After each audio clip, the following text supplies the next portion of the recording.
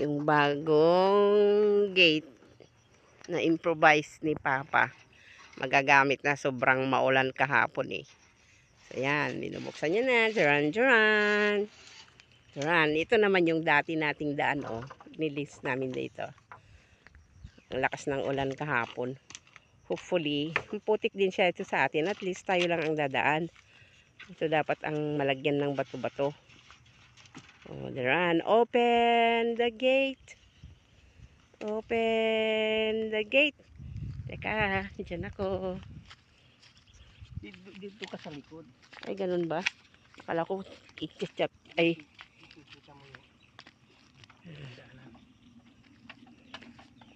Doon tayo galing.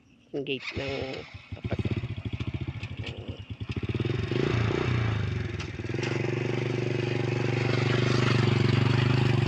Diba? Diba? Diba? Ayun na siya. Yun. Ayun na siya. Ayun.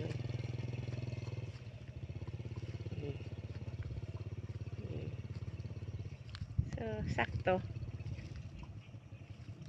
Sakto siya. Mas maganda nga dito. Medyo may kalambutan lang itong part na to.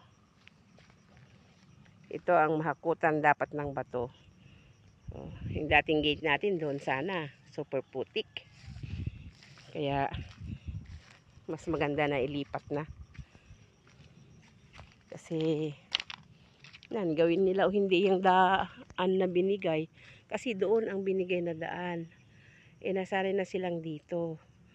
Ayun yung dati natin gate, yung may bulaklak. Kung palaging uulan, ganyan lagi lubak sa harap natin. So, nilipat dito banda. Ayan. Okay.